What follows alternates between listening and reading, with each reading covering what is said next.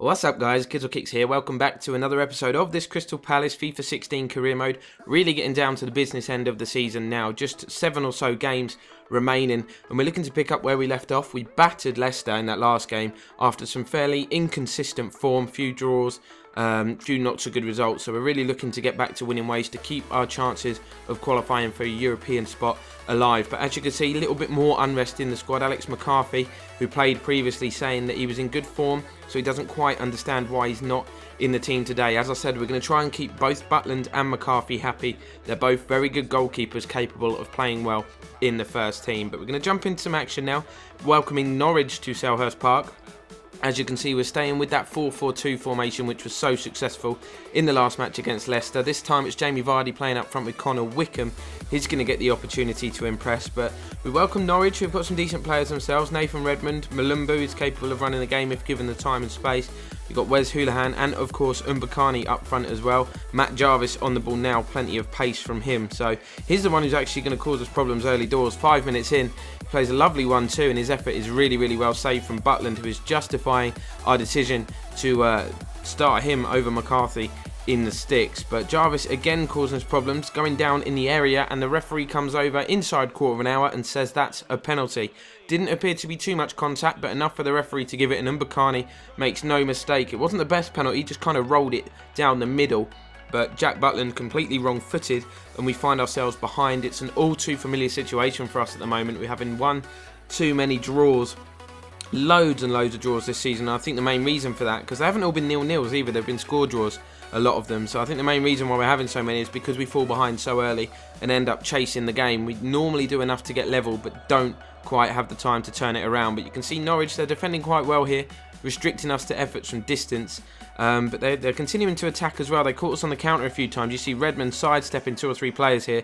Thankfully, James McArthur had his defensive brain switched on and he managed to get a block on the effort. But they come forward again. It's Malumbu skipping through some challenges this time. 1-2 with Jarvis and a really good first-time shot, which goes just over Butland's crossbar. But just before half-time, we finally managed to get a little bit of control on the game and create a few chances of our own. You can see it's Joe Gomez getting down the left-hand side. He puts the ball into the box. It's a good header from Connor Wickham and a really good save from John Ruddy, who denies Wickham his first goal of the season. But moving into the second half now, we've got it all to do, of course, being behind. We get a great start. Jamie Vardy was alive to a poor ball, picks it up, drives straight at the Norwich defence, and how about that for a finish, and how about that for a start to the second half. 1-1, just literally seconds on the clock. Jamie Vardy, like I say, has been by far our most effective attacking player this season. Him and Cabaye effectively, well, him and Cabaye between them scoring the majority of our goals. We really need to make sure other players are starting to chip in on the goal front. But you can see Connor Wickham skipping away from a few challenges here as we try to go ahead. He drills one across goal. It's kind of a cross-come shot, but Ruddy's foot manages to clear the ball away from danger. Then we bring on Jason Punchin and Daly Sinkraven, hopefully the fresh legs, creativity, and the substitution will give us the opportunity to break Norwich down and find that winner. Just under 20 minutes remaining. You can see Connor Wickham here still on the pitch. His run was kind of cut short, but Daly Sinkraven picks up the ball, skips past a couple of players on his weaker right foot, drives it across goal. Vardy is there, but couldn't quite get enough contact on the ball to force it over the line, and Ruddy managed to gather. But we're moving into the last minute of the game now. Have we got one more opportunity to take the lead? It's Vardy. Plays the ball to Sinkraven. He turns, creates space on his left. The effort was blocked from Malumbu, but it falls to Cabaye, who smashes one first time. And he is literally so unlucky. We've had a lot of games like this recently where we've had really good efforts in the dying moments. Usually they hit the woodwork, but this one just flashed an inch or so wide. So again, it's another disappointing result, another draw to add to the collection, and our European dreams are literally slipping out of our hands. And as you can see, the fixtures are getting tough as well. We're going to travel to the Emirates now. A massive game. Arsenal, of course, in 5th place, occupying that last European spot, and they're the team that we need to catch. Obviously, we dropped 2 points in the last game. We're going to really need to get a result here. If we don't get the win, even a draw I feel is not good enough. If we don't get the win, I think that will probably be it as far as the European place is concerned. We're going back to the 4-2-3-1 formation. We feel that this is going to be a really tough game. Vardy is the man up front. Joe Ledley is playing, as is Munir. Papsuare coming back in at left back. And once again, Butland is the man that gets the nod in the sticks. But you can see we're attacking early doors. A positive start. Munir going down under the challenge of Mertesacker. It felt like he came through the back of him, but the referee says no penalty. And then a defensive error from Joel Ward allows Arsenal in. It's Javier Pastore. Good save from Butland. But what's he doing there? The rebound has fallen to Danny Welbeck, who smashes the ball first time. He really should be doing better with his finish. That's going wide, but Butland, he just kind of sticks out a leg. I don't know whether he could have dived on that, or even if he'd left it, there'd have been no danger. But he tries to save it with his feet and actually diverts the ball into his own net. So we go up the other end looking for an immediate response. It's an effort from distance from Joe Ledley, and how about that?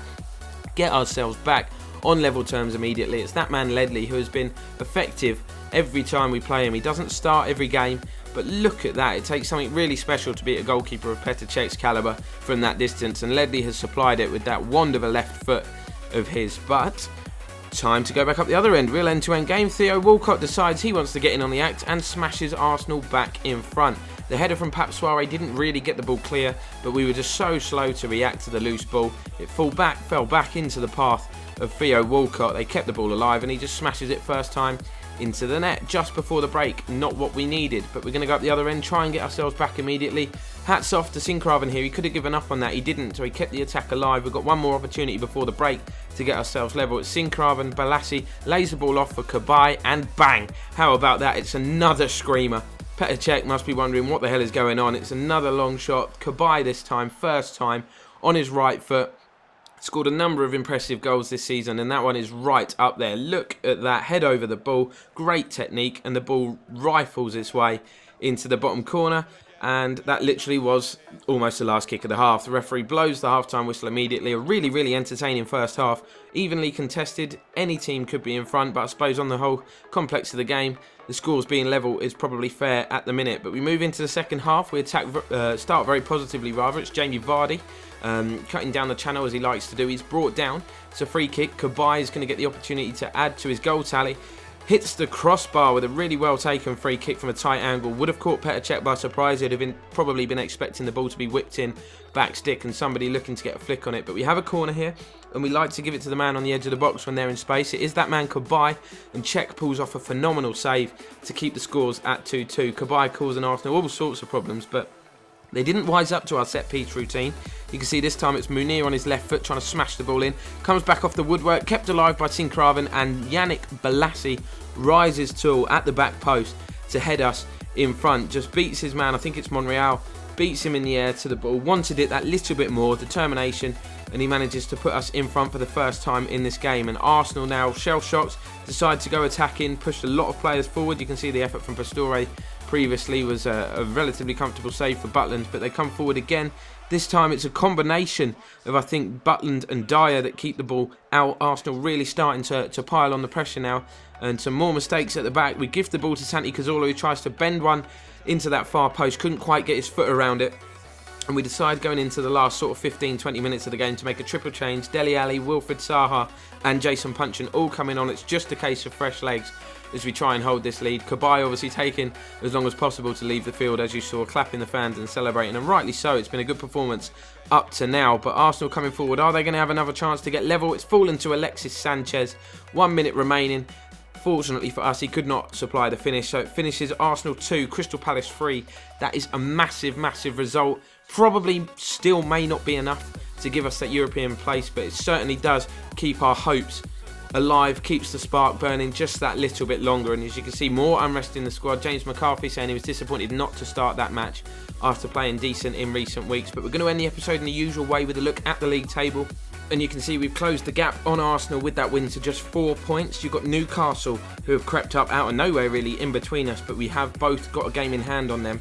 It's Chelsea who are top, Everton second, City third, Spurs fourth, then Arsenal in fifth, 33 games played, 55 points. Newcastle in sixth, 34 games played, 53 points.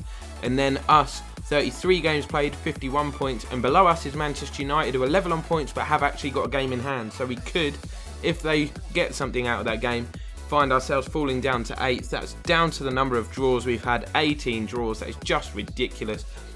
we really have to stop going behind in games and giving ourselves massive task in order to get something from it. But really getting down to the business end of the season, guys, so don't forget to leave your comments on players that you want to see joining the club in the comments below, and don't forget to comment if you want to see any particular players leave the club, because obviously we are going to need to raise the budget from somewhere. Depending on where we finish will depend on how much prize money we're awarded, and obviously certain players will be going out anyway. I think it's Damien Delaney, Patrick McCarthy's already agreed to leave, and a couple of others as well that are out of contract. So we will have some wage budget. Hopefully try and raise as much money as we can to improve the squad and really give it a go.